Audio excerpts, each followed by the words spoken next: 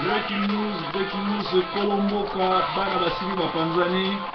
bana ya Congo tosanga na lisanga pona kobundela mboka na biso, la kwanzela Kolomboka.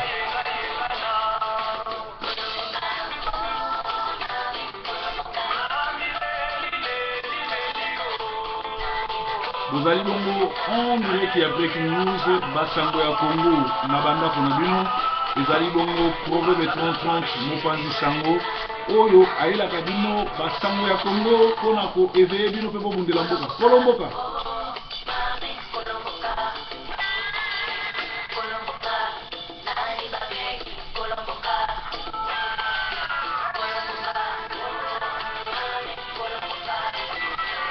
Comme na tango toka musique ya réveil, musique ya révolution, Bomboka eza sous occupation, ezosenga na mokolo mboka abundela mboka na ye. Tozosenga na bayembi lokola ba Freddy Wanda oyo ayemba génocide, ndeko na biso la kwanzila oyo azoyemba Kolomboka, toyemba mpona bakongole balamuka bayebake mboka eza kokende. Bana ya Congo batelengani, plus de 20 millions de Congolais bakufi na est ya Congo. Chaque jour ba Rwandais bakotaka kosasa ba Congolais likolo ya nkita na biso pe ba richesse na biso ezokotisa 45 milliards de dollars chaque année na gouvernement ya Rwanda oyo Kabila les génocidaires apesa bango. Ndenge batekaka ba Congolais ba africain na wenza tipo lelo pe bazoteka ba Congolais chaque tongo chaque butu. Kabila azo enlevé bana basi pe mibali ko tika bango koteka bango kwa esclave. Bazongi sibiso na boumbu lokola na tango ya tipo. Merci la kwanzila, merci la kwanzila, merci la kwanzila. Bozali bongo en direct ya breaking news ezali donc ya koinda parce que nazo zo ba menace ya ndenge na ndenge na ba maître marabout bazo komela ngai ke ba kosila na ngai ba kosala nga mabe. Omoni tango yozo bundela pona Congo bato bakosala makambo nyonso to ya mabe et pourtant biso tozo bundaka pona Congo toza na problème na mutu musute. Congo eza héritage na biso, même chaque fois les to lekaka na breaking news bien na poitalase kolobela bato bazosala mabe ezali po na bato bazonga na nzela parce que biso moko pe na tokoti lola te toza ko bunda mais ba misusu baza ba méchant baza mite ya mabe bazoluka kosala biso mabe bazoluka ko chabiso bakale bazoluka ko exposer biso ko kosela biso makambo ko pirater biso ko pirater ba Facebook na biso ko sala makambo mabe likolo na biso mais oyo nzamba tia na kati na biso mutu moko te akoki kobukango na basango ya Congo. Tozana ba news oyo ekomeli biso awa lelo journée ya mercredi ezali kolobela biso boye le M23 se prépare à aider Kabila pour s'aimer les troubles car Kabila les a rencontrés le 3 août à Goma. Ba M23 bazali sikoyo si basali réunion Kabila pesi bango mbongo po ayebi ke monde entier balingi a se représenter te ba moni kaza nouveau Mobutu azoyiba azoboma azosala nyonso yesiko ayena politique ya chaos, c'est-à-dire à encercler Kinshasa, encercler Congo. Pe kalamingi te boyoka ba M23 bakobima sikolo kola ba M24 27 po baya kokota na malinga po na ko aider acha troubles na Congo po ba élection sa mate po ayebi ki ba glissement makamyo surtout azo sala ezo simbate. Mais nzambe ya likolo nzambe ale moloto ayebisa biso ke moto zo kita na Congo ngonga ya ko libérer Congo yango biso ba Congolais tokima mutu nyonso to azoyela biso tribalisme, tokima mutu nyonso to azoyela biso régionalisme, tokima mutu nyonso to azoyela biso bokabwani parce que tozana posa tozala na unité ndenge Martin Luther King alobaki nous devons vivre ensemble comme frères et sœurs sinon nous allons mourir tous ensemble comme des idiots. Et c'est ngena biso to vivre ensemble na lisanga totiana no ba parti politique pembeni totiana no ba mboka to uti pembeni totiana no ba région ba nini pembeni. Parce que l'herbe ennemie bazoya na Congo, bazomona te Mutabandundu, bazomona te Muteke, bazomona te Mungala, bazomona te Muluba, mais bazomona Congolais. Donc Congolais esengeli o se protéger et kozala malam. Alors ba esi biso ke ba M23 bazali wana bazoya pona kosala makambo wana mais nzambe a kosukisa bango. renforcer ba commando de charme. Donc eloko musu basali renforcer ba commando de charme. Cette armée sexuelle de Paul Kagame a toujours utilisé, dont l'efficacité n'est plus à démontrer. Et même disent Agapfa Kabaruye ni Mpongo. Donc eza na Kinyarwanda elakisi batu kozanga koyeba nde ezobomisa batu. Donc Kagame banda kalaza na armée na ya bana basi oyo baza na objectif ya ko détruire, ko séduire, ko tia ba poison, ko infiltrer pe ko pesa ba information. Aza na 23 000 bana basi à travers le monde oyo ba travaillera na armée na secrète pour na ko détruire ba Congolais, armée silencieuse de destruction massive, armée oyo esali musala nango soki lelo Rwanda na Uganda ezo kokamba Congo ezali kola bana basi oyo batuti batinda bango balinga ba politicien, balinga ba député, balinga ba élite congolaise na bit moko ba infiltraka masolo ba pesa kango directement na Kagame akoyesela pa Kabila, comme ça ba continuer koyeba ba plan nyonso oyo salama soko ke na Kinshasa okukuta ba na opposition comme na PPRD mingi basi bakoye na mitambo oyo bazali bongo na se ba charme bana basi oyo ya batuti oyo bazo surveiller bango oyo bazo pesa ba information na bango na Kagame pour Kagame akoyesela Kabila. Alors masolo wana ezali ya mawa mingi oyo ezoleka na Congo. Jeune femme opérationnelle avec comme mission séduire, détruire les leaders Hutu et Bantu. Fléau oyo ezaya ko détruire Congo, ba politiciens congolais tout ba pesa bango basi ya batuti, ba infiltrer bango, ba signaler ka mouvement tout na Kagame a informé Kabila. Awa ba découvrir sous ce diamant na coltan na Bandundu balingi lisusu guerre ekota tikuna po ba yiba lisusu ba bien na biso kuna. Donc ezali pasi mingi na makambo zoleka na Congo soki biso tozo mwata na créneau koya ko informer bino koya ko yebisa bino ezali kaka toza na souci moko bozala éveillé bokota na tentation te ya kokabwana bokota te na basomba bino na mbongo oyo ezebele bokota te na ba piège ya koina na congolais tozala ini po bitumba na biso. Objectif na biso eza Kabila dégage na système ne mobimba. Objectif na biso eza te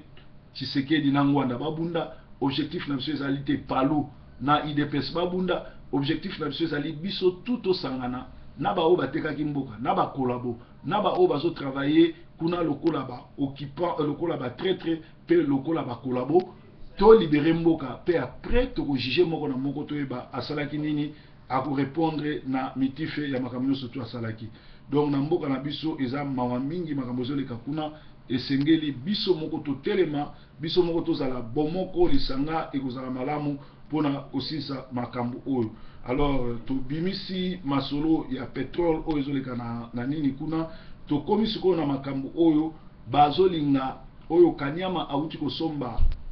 ba anti-émete ba camion anti-émete minduki masasi tout po na ko telemela ba congolais so ba hotelema me bana Kinshasa eloko makasi ezalité lokola cocktail molotov. Donc cocktail ou bien cocktail molotov ezali ozui mulangi otie pétrole ozui singa otie na kati soko tie moto obwaki yango esilisaka ba camion wana pamba camion wana epelaka moto pamba. Donc tokosenga déjà na bana Kinshasa bo banda ko préparer ba cocktail molotov wana kotia milangi na bino kotia ba pétrole parce que cible na bango ya litango bakoya babanda koboma babanda kotindika bato na bana moto. Or botala na ba YouTube botala na wapi bokomona ke ezala na Vietnam ezala na wapi ezala na Israël bana ya ba palestinien batilizaka ba cocktail molotov wana kotia na kati ya nini kotia gowe kotia ba nini na kati ya biloko wana ezali pona kosala ndenge wana. Alors biloko wana nyonso surtout ezotindika batu pona kosala musala ezotindika batu po na kotindika makambo nyonso surtout oyo ezosala ke batu ba bunda na Congo pe balonga. C'est-à-dire to bangeloko moko te bango bazo se préparer na kosomba mituka oyo bakosalela ba cocktail molotov et au barosali la maya moto pour nous ça bateau baromeka kubima pour bango bazoni ça coup d'état biso tozana article 64 ya mboka zo bake moto nyonso surtout faut respecter mibeko moko taza likola mibeko groupe abatu to ba individu o bakoluka bazwa mboka na otage to basala coup d'état et sengeli to telemela bango to bengana bango to déstabiliser bango donc bino bana Congo bo bangelo ko moko te bozwa milangi na bino wana botia ba pétrole botia ba nzete soki bo boaki na kati ya danki na bango o ba bengi char de combat et bomaka mabe soki bo boaki na kati ya mituka etumbaka mabe bozana ba pine bo bangelo ko wana te bo bangelo ko moko te toza pe na nzambe na biso toza pe na ba tuna biso o bazanja na terrain ba yebi ndenge ni ba recouvrir bino donc bana Congo bo banga eloko wana te parce que tango ya libération ekose koki ndenge na lobaki na le 4 janvier 59 ba koko na biso to ba papa na biso bazalaka na mayele to zana ngole lote bazaki na internet te mais ba bunda bitumba na ba belge batika histoire ba belge babima Kabila alinga te ngongane koki il faut akende parce que abomi mingi a détruit mingi atongi ata bekolte atongi ata autoroute moko te atongi ata eloko moko te azosalaka baventure na ye ekozala mawa mingi molele na ngweme basosolaka makambo oyo balasaka guerre contre ba néocolonialiste soki France na Maroc bayaka au secours ya Mobutu te nde Mobutu histoire na esilaka kala toza capable ya kosila na Kabila ba combattant boy dialogue awa na poto bazalaki même na réunion na bango le 15 août na Paris bayokanaki balobi dialogue ekozala te donc ba combattant bazana raison na bango ko ba dialogue ekozala te ba o bazoki ne dialogue baye bango ke mokili mobimba e boy dialogue wana alors IDPS soki nzela na bino bozomona ke mokili mombetele meli bino parce que ba kosi bino mingi ekozala malamu bozonga na raison mais soki bomoni ke masolo na bino bozoke nango ezavuma masolo solo bosala campagne ya ko expliquer bana mboka pour ba tikela bino temps bokende parce que pour la réussir eloko faut bénédiction ya bato nyonso surtout ezala soki bosantete ekozala mabe mingi pour na bino bato ya IDPS entre temps boyebi bien que ba congolais balembi dialogue balingi kaka lumbe to bengana Kabila toza lisusu na basango mosusu balobi ba makambo ezoleka na Kinshasa ezali pasi mingi ezali pe mawa Kabila na ministre na ye Luzolo Bambi ba détourner ba millions de millions do ba milliards ya ba dollars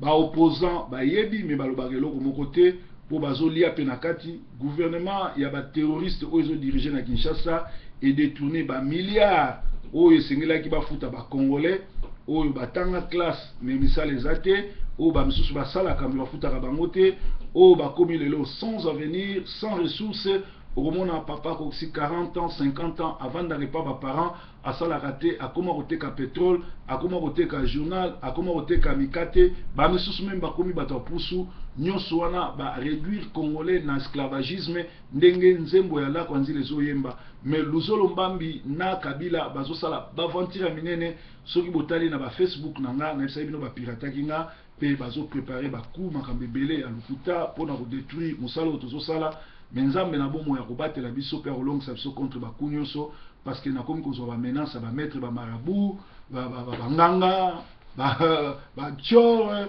nyoso tu bazo menacer po musala tozo sala eyokani bomonaki bien bato ele ba benginga au proverbe ndeni o remove nga ndeni longoli nga friend na longoli ata mutu moko friend te c'est-à-dire ba kotaki ba hijack Facebook na nga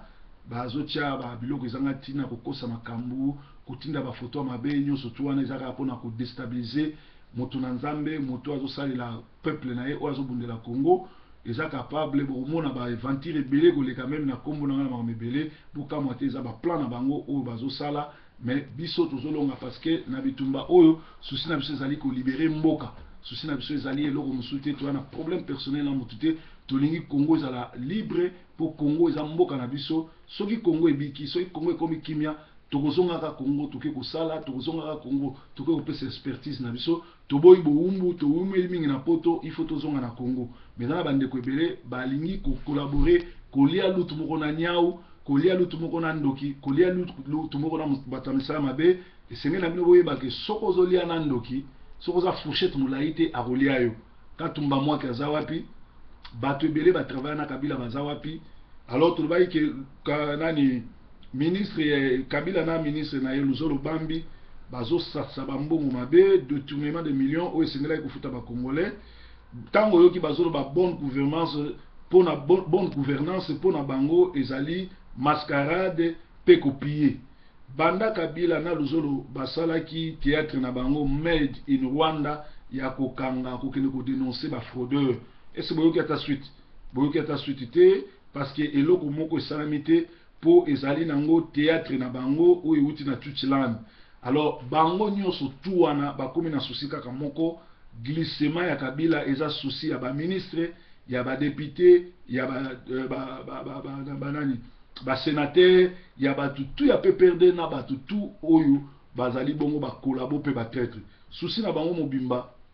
Ba na souci mususu te ezali kaka ba sala nini glissement ya Kabila. Oh Kabila kozwa glissement te parce que communauté internationale bazana ba donner na nyonso biso pe bana mboka to kotisi ba doléance na biso to komi mikanda to lela to sala ba marche tout et tout bomoni même na niveau africain ndenge Obama discours na ya pesaki ya lobiete africain mon côté a ko briguer troisième mandat et bokeba parce que namoni bande ko ebele bazo sala banini émission ko soutenir Moïse Katumbi kolobaki yaza mutu malamu tout Moïse Katumbi na Matata Mponyo baza ba grand tintin ba grand batu oyo ba supporter ya Kabila ba aventurier ba miyibi oyo ba ko boya Kabila te parce que ba boma bat ensemble ba yiba ensemble. Alors Moïse Katumbi aza agent secret ya Kabila aza toujours na Kabila azali disciple na ye bolanda ye te ata muke parce que azali ennemi ya Congo. Soki botali na Front pour la libération du Congo to na Sentinelle la diaspora ba groupe oyo na sali bokomona ba documentaire oyo ezofunda Moïse Katumbi ndenge ni bazo travailler na Kabila ndenge ni basali ba théâtre ke aleka na TV abimisaneti bazo kanate et pourtant yende Kabila azotila motema soki baboyi aleka na élection soki glissement esimbite Moïse akoza président ya kobata même moto ko continuer akoza président za toujours Kabila. Alors bana Congo moto akosote likolo mbongo ezotambola na Congo na diaspora mbongo etamboli na diaspora batu ya Kabila batu ya PPRD baza na kati kuna. Alors bokeba baye na objectif kaka moko kosomba ba Congolais kotia tribalisme kopanza biso et ba utiliser IDPS na apareko mingi wana na kati na bango mibale moko azo travailler na Kabila moko azo kosa moko azo linga ko détruire. Tant on a bazoloba bazo traiter nga de kabiliste bazo traiter nga de rwandiste bazo traiter nga de tshisekediste yango bomoni bato ngwanda ba gérer basala nga ba dernier coup ba menace na nyonso tout mengai naza oyo nzambe atindi o azo batela na banga nga menace te eloko nyonso tout boko sala ego diminuer nga te boko ko monter nyonso boko ko monter ba plan na bino bozo sala ego diminuer nga te lokola bolaksinga ke bozo sala ba plan pour bo réduire nga bo kangsanga munoko eko kangsanga munoko te puisque batu oyo bazolanda nga bakoyeba ke eza musala mabe ba montage bozo sala parce que batu bele bayebi ke boleka na ba TV boleka na ba internet bosala ba video bokosela nga makambo me peuple ayebi ke eza ndenge wana te pe bayebi ke proverbe 30-30 azobundela mboka ya wana tulobaki bana Kinshasa tozana eloko mususu te to banga ba camion anti-émeute oyo kanyama uti kosomba na Ukraine te ba camion wana esila na ba cocktail molotov to so to sali yango tozui nini milangi ya Kinshasa milangi ya bière ezebele bokoma komela ba petite quartier bokoma komela bankoyi bokoma komela ba primus bascol bozui milangi wana ka botie mafuta to botie essence botie moto bobwaki na kati ya ba camion wana bokomona ndenge bakopalanga bobwaki mosusu na kati ya bachar bakopalanga na po bakoka keloko wana te mais loko biso totika nango biso ba Congolais tozala ini tosomba mate avant koloba likambo sala analyse avant bima libanda kosala piqué kotelema kosala émission sala analyse koya na émission moko te o ezwa ko kabola yaka na émission ezo sangisa neti approche o ngai na yaka nango proverbe 30 na yaka kaka po to sangana to koma mutu moko ba oyo miso ezaki ya kokanga bafungwama ba oyo bazali kokosa bango babima na kati ya erreur parce que Congo ezali héritage nzambe apesi pa na biso tala même Gorille baenleva ye 11 ans akenda na Rwanda mais Gorille asali nyonso azongi na mabele ya Congo banyama ebele baenleva bango bakenda na bango na Rwanda banyama baboyi kozwa nationalité rwandaise yo Congolais boya ko coopérer na Rwandais na Ougandais pour na mboka na yo ye bango ke ko trahir mboka ezali na peine capitale tango to ko libérer mboka justice ko salama mutu na mutu ko répondre na ba acte na ye bana mboka ngonga ngo to sala bomoko bana mboka ngonga ngo to lingana bana mboka ngonga ngo to sangana. Alors na local news boyebi bien que tozana ebembe awa na mboka na Manchester ser na biso Claudine autaki ko kufa ebembe autaki na France ebembe neza déjà na Manchester vendredi ba ko exposer yango na Bolton pe samedi ba ko kende ko kundango na cimetière à Bolton. Alors soki olingi ba ample information obengi frère na biso Jeff oyo azali représentant adjoint ya batabandundu na niveau ya Bolton akopesa yo ba ample explication. Alors na basango ya aura mbotama elamu ya Willy Bilele ya utai kozwa bébé ya sika batebele basipelaki parce que Willy Bilele anyo kwa makimi ko mema bana batu nzamba yokele mawa apesie mwana ye moko peto lobaki ete bato Manchester ya bato kimpanga ya Manchester soki to sisi ko kunda sœur na biso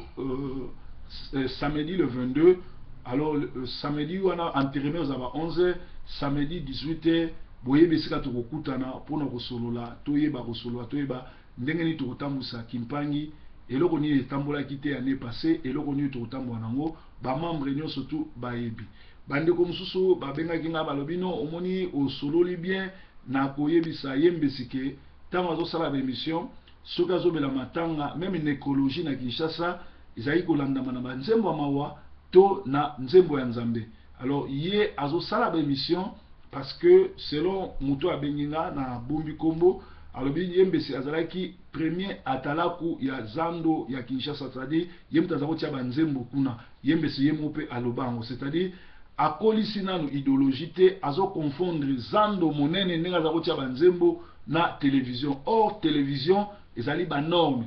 soko ningo lobela mawa il faut obeta nzembo mawa soko ningo lobela politique beta nzembo la kwanzila soko ningo lobela ba anniversaire obeti ba nzembo oyo esalama pona ba anniversaire. Alors ezo sala biso mawa ke oyambi bapaya o bazolela mwana na bango akufi mais après balancer musique o bato bazo sepela ozo lobela makambo ya Congo o bato bazo bunda olotia ba nzembo lokola ba Freddy Wanga génocide in Congo olotia ba nzembo lokola kolomboka et tombola ba Congolais yo otie lisusu ba nzembo oyo ezoko sekisa batuto oyo eza ko distraire bato. Alors breaking news esilaka na ba proverbe ya suka tozarango ezali yango oyo tata moko a zalaki bongo na Kikwit. Alors gouverneur a ville Kikwit a yebisi bato boya na stade pour meeting ekozala. Yoga ye gouverneur alobi aujourd'hui le stade est férié beaucoup côté ya pamba parce que le stade est férié. Au lieu le stade est gratuit, il y a lobby aujourd'hui le stade est férié. Breaking news Kolomboka la Kwanzila. Nzambe nanga mona bino totika la ini moto moko ta ko la biso mawa pona mboka bazoboma na mboka bazotiye basali biso justice tolonga nzamba pesa biso justice na biso tolomboka avec la Kwanzila. Breaking news